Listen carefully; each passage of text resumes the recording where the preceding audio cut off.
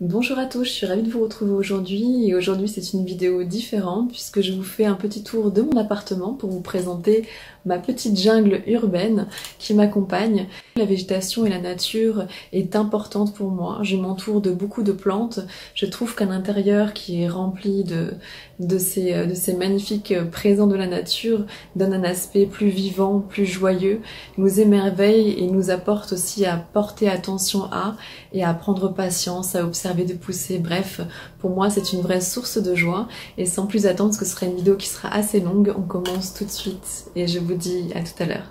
Donc voilà, je commence par le décor que vous voyez principalement quand je filme les vidéos. Voilà la vue générale avec différentes décorations et du coup je vais vous montrer petit à petit les plantes et vous les présenter. La petite première, une petite chlorophytum, donc qui a été faite à partir d'une bouture d'une autre plante que j'ai laissée un moment dans l'eau pour faire des racines. Et ensuite je l'ai replantée et j'ai trouvé cette petite structure là que je trouve assez sympathique et j'aime beaucoup l'effet que ça rend sur mon mur. Et tout de suite à côté vous avez une asplenium. Voilà, donc c'est une famille de plantes qui donne vraiment les feuilles par l'intérieur comme toutes les fougères. J'aime beaucoup son nom vulgaire, le nid d'oiseau.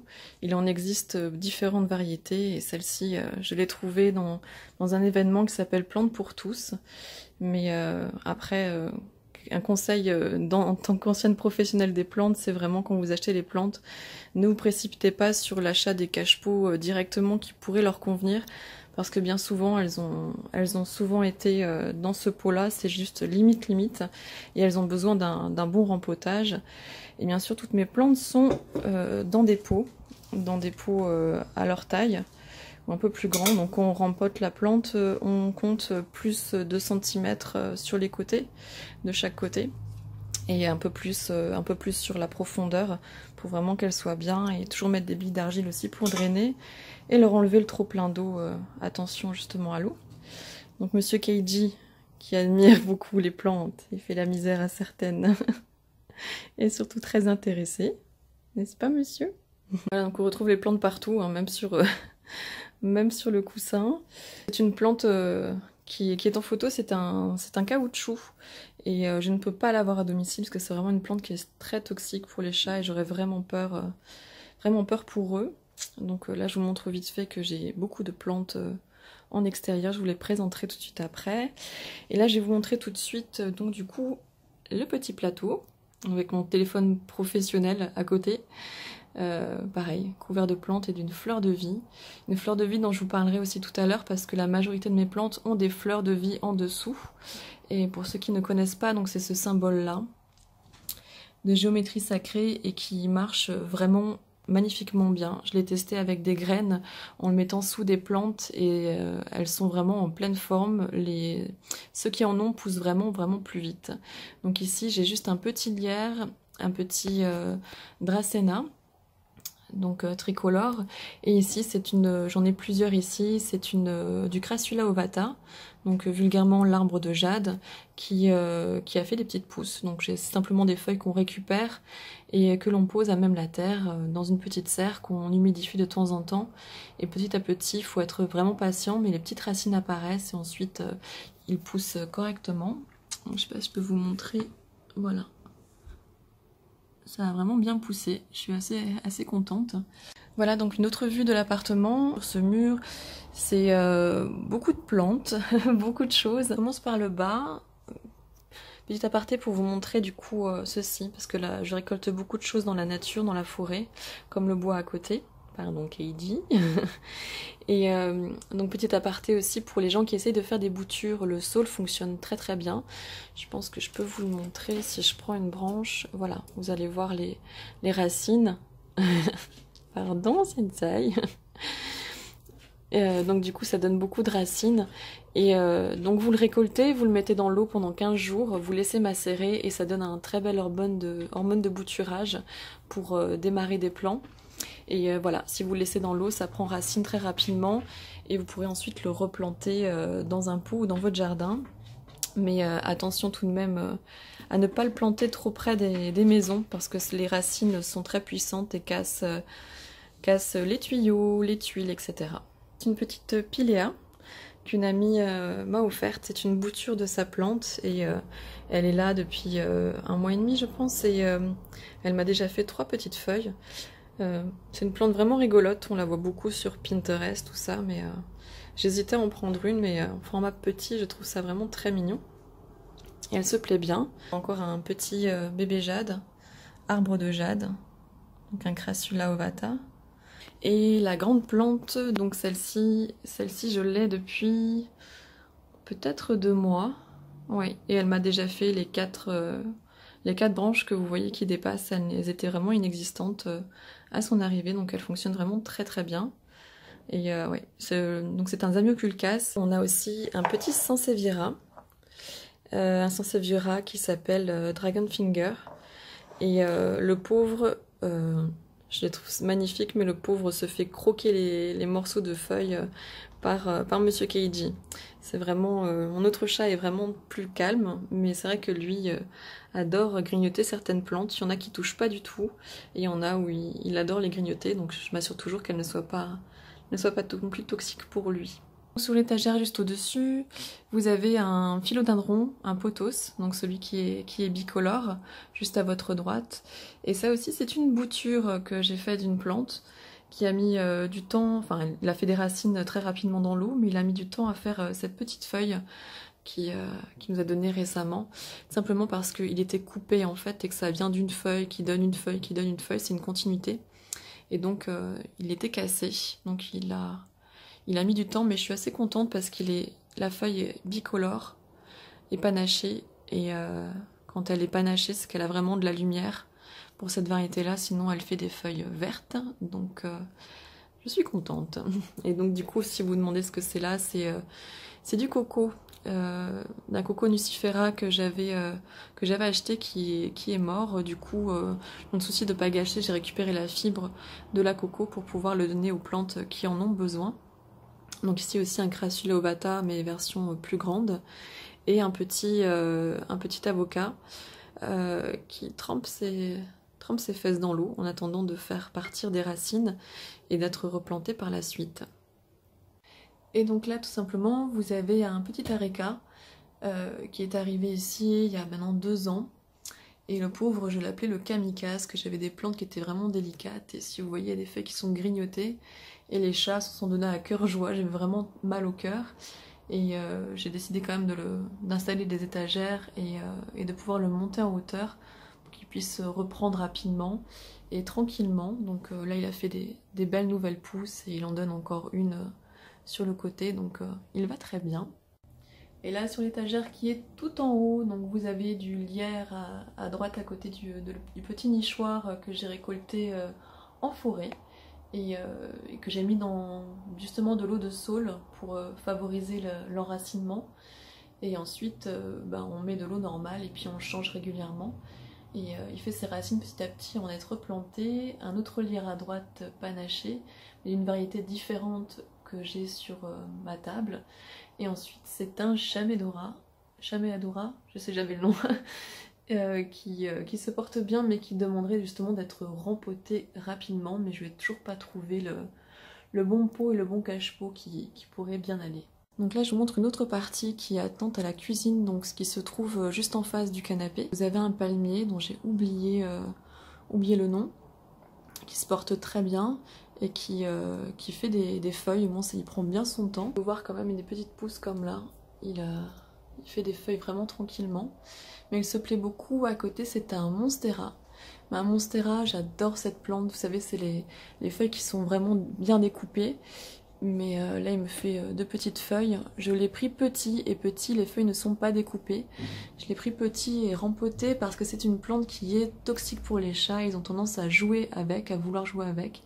Donc je l'ai pris petit et mis en hauteur avant d'avoir une maison un peu plus grande et qu'ils puissent chacun trouver leur espace. Au-dessus vous avez un Asparagus plumosus. Et sur la droite, ça va être un petit Spathiphyllum, donc le nom vulgaire c'est la fleur de lune, qui est un très bon indicateur pour arroser les plantes en général. Donc, je vais descendre sur le comptoir pour que ça soit plus simple.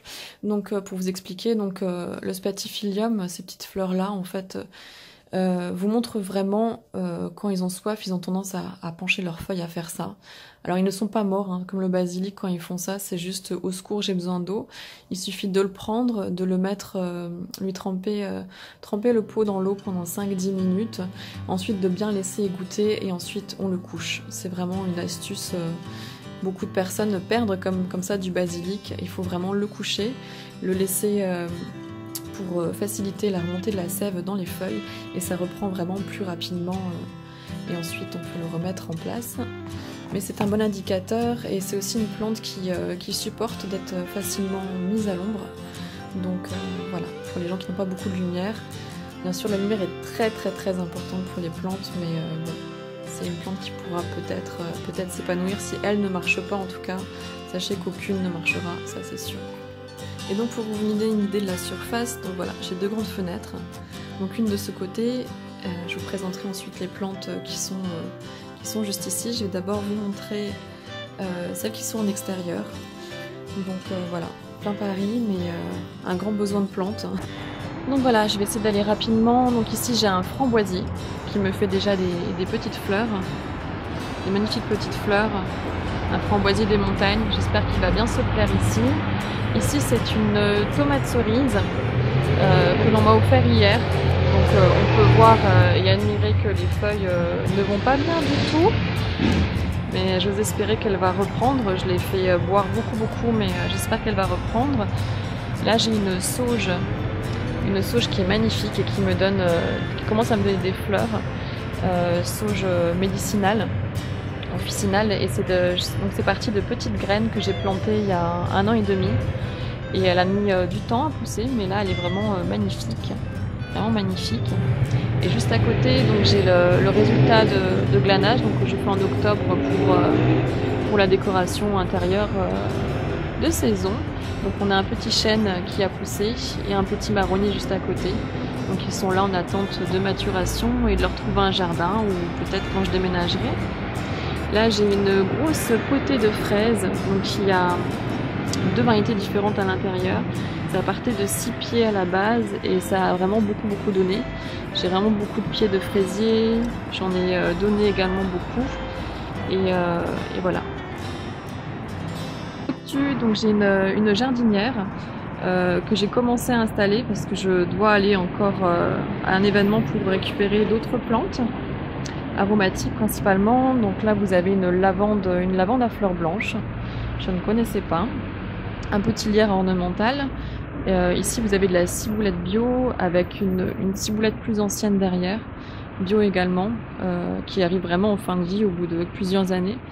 Donc je l'ai mise avec le reste et un petit persil frisé. Et devant, je pense que vous avez dû voir dans certaines vidéos sur YouTube, dans certains DIY, là c'est bien fixé hein, partout. Donc c'est une récupération, donc il y a une bouteille terreau, bien sûr c'est percé juste en dessous pour que l'eau puisse s'égoutter tranquillement.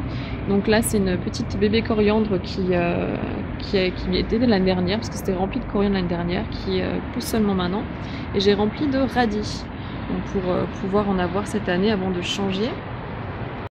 Et sur l'autre jardinière, donc j'espère que vous allez bien voir, je suis pas sûre, il y a un peu de soleil mais bon. Donc derrière vous avez aussi 2 fraisiers, donc des rejetons. Là vous avez des petits radis qui commencent à apparaître, j'en ai mis un petit peu partout à l'intérieur. Là c'est de la menthe orange, une variété de menthe orange qui est délicieuse. Une petite jacinthe au fond, un petit oignon de jacinthe qui va reprendre. Aussi un petit lierre juste derrière le muguet. Le muguet d'ailleurs qui est une plante que j'adore. Et qu'est-ce que vous avez encore? Un petit fraisier encore une fois. Et ça c'est un oignon pays. Donc ça vient de la Martinique. Je pense que vous devez peut-être connaître. On mange les feuilles. C'est un assaisonnement comme de la ciboule. C'est délicat, c'est vraiment très bon. Donc on mange les feuilles. Et puis voilà, ça repousse, ça donne vraiment beaucoup de feuilles. Et c'est pérenne.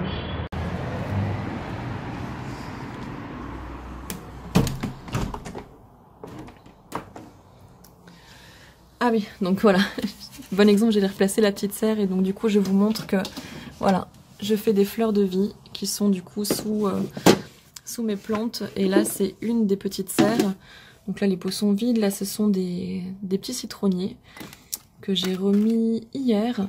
Et là, ce sont des... Il y a quoi? Il y a une petite châtaigne qui n'a pas pris encore. Et 2 glands de chêne du Canada. Que j'essaye aussi de faire partir. Mais ça peut être plus ou moins long. Il faut vraiment qu'ils prennent leur temps.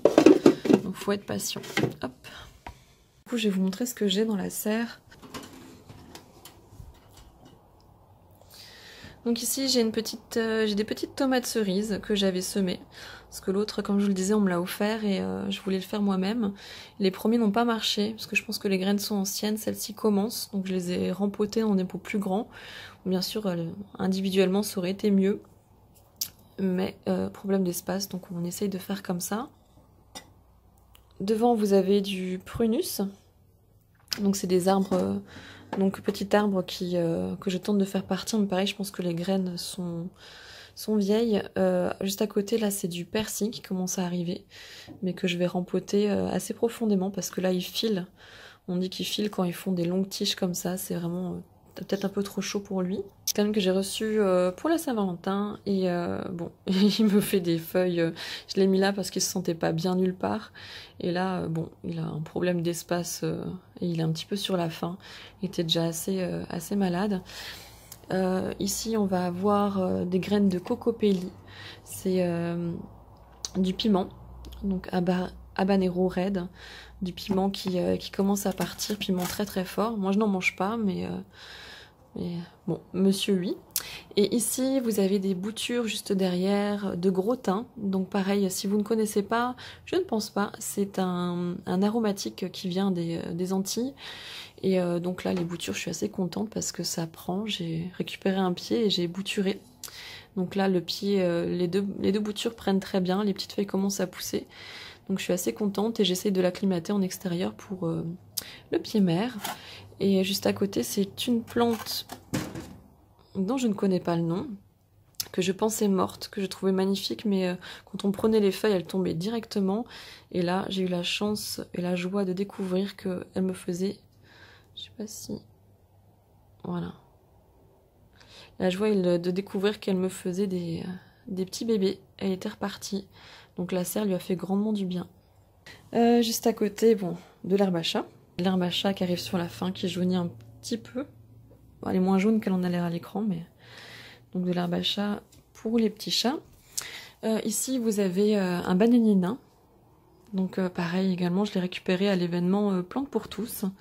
Je vous conseille vraiment, après il y a beaucoup de... Vous l'avez dans les grandes villes, il y a beaucoup d'attentes, mais vous avez la possibilité de trouver vraiment des plantes de bonne qualité. Pour la louer aussi, il vient de là-bas, à des prix défiant toute concurrence. Mais pareil, il a eu besoin d'un rempotage très rapidement, il était vraiment très très serré. Et ce bananier-là a une particularité, c'est il a trois pieds et ils ne sont pas distincts, c'est vraiment un seul et même pied.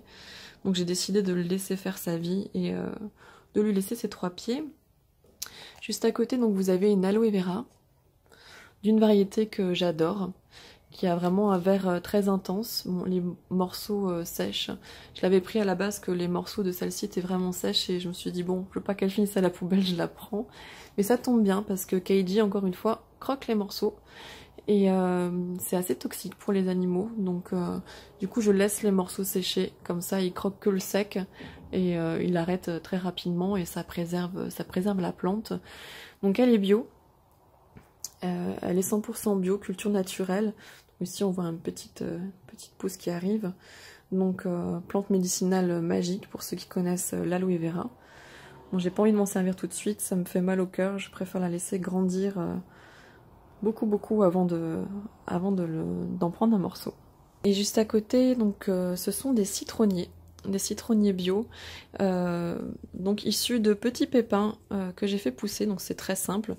Quand je vous l'ai montré dans l'autre, genre démarre. Par contre, préjugé sur les citronniers, plantes de chaleur, mais a besoin de beaucoup d'eau. Comme d'autres plantes, comme le Crassula ovata, il a besoin d'eau. Donc pareil pour vos plantes, vérifiez vraiment, observez-les et vivez avec eux, puis vous allez voir vite ce dont ils ont besoin.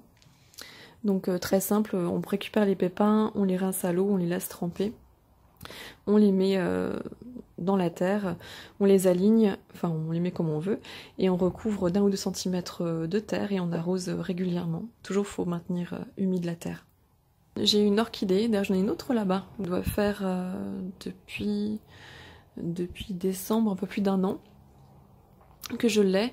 Et donc depuis que je l'ai, elle m'a fait 2 nouvelles feuilles. Elle arrête pas de faire des racines constamment, des nouvelles racines. Et là j'ai la joie de découvrir qu'elle me fait enfin une petite... Enfin, elle prend son temps, ça va très bien. Je suis pas pressée, mais j'étais contente de voir que le traitement, pareil, je lui mets un peu d'eau de saule. Je lui mets de l'engrais naturel, hein, donc... que je trouve et du coup elle se plaît bien et elle se plaît bien aussi au bord de la fenêtre à la lumière et elle me fait une petite tige, une petite rampe florale, future rampe florale. C'est aussi une trouvaille de plantes pour tous, un peu déçue sur celle-ci, c'est un Kalanchoe thyrsifolia et donc c'est une plante qui a des bords de feuilles très rouges, je l'ai beaucoup aimée mais pareil très déçue au début, je ne sais pas ce qui s'est passé, toutes les feuilles ont séché. Parce qu'on peut voir quand même que son tronc, voilà, on dirait plus un palmier hawaïen. Donc toutes les feuilles ont séché et donc je pensais qu'elle avait pas trop besoin d'eau, mais en fait si. Et donc là elle a pas soif, hein. C'est juste que ses feuilles, elle y met de la résistance, bien qu'elle veut protéger son tronc. Et donc voilà, donc les feuilles ont séché, mais elles donnent toujours des feuilles. Par contre on voit toujours, c'est pas des limaces qui passent, hein, c'est Keiji. On voit la marque de dents du chat. Il aime beaucoup la croquer, mais bon, on essaye de l'en dissuader. Et donc toujours des pots de terre. Si vous pouvez mettre vos plantes principalement dans des pots de terre, c'est vraiment le must. Bon, là c'est plus pour moi un aspect décoratif, mais donc des pots repeints, peinture blanche et la peinture que j'affectionne. On arrive presque à la fin, donc sur le côté vous avez justement le Coco nucifera. Donc j'en ai eu 2.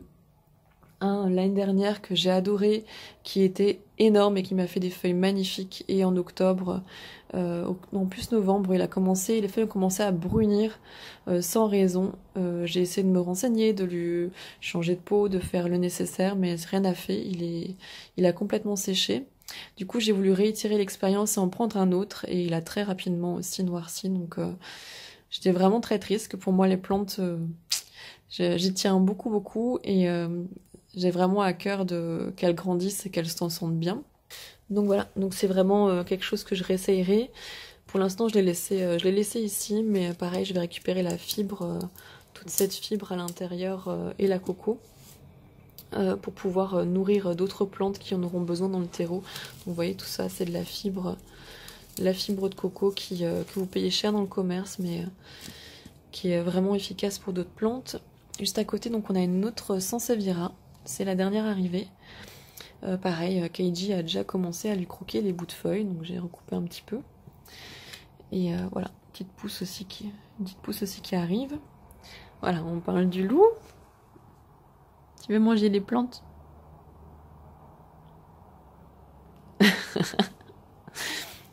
Donc voilà, une plante qui est vraiment pas compliquée.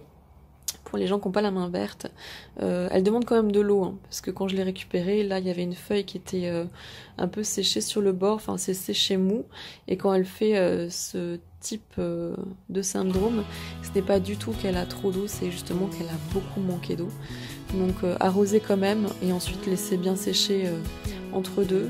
Faites attention à ne pas avoir de l'eau dans le cache-pot non plus, mais elle n'est pas compliquée, lumière ou ombre, elle est vraiment pas compliquée cette plante, et elle plaît à beaucoup, et son nom vulgaire, je pense que vous le connaissez pour la plupart, c'est langue de belle-mère. Sinon c'est Sansevieria. Et vous avez cette variété-là et celle qui a les bords jaunes. Et donc pour terminer, je vous montre ce que j'ai sur l'autre fenêtre. Donc là vous avez une graminée, donc on appelle cheveux d'ange, c'est son nom vulgaire. Ça fait depuis mon arrivée qu'elle est là. Ça a été la première plante que j'ai achetée et elle va très bien. Là, juste à côté, j'ai de la menthe poivrée, qui est assez incroyable, ce que je vous montre derrière. Voilà. Et si vous ne me croyez pas, il y a 2 semaines, j'avais 2 morceaux ridicules dans le pot. Elle date de l'année dernière. Je pensais que j'allais devoir la jeter et en fait j'ai carrément dépoté, récupéré les petits morceaux de racines où je voyais qu'il y avait des futures pousses, et là elle est juste énorme en l'espace de 2 semaines. C'est incroyable. Donc juste à côté vous avez le plan mère du gros thym. Voilà.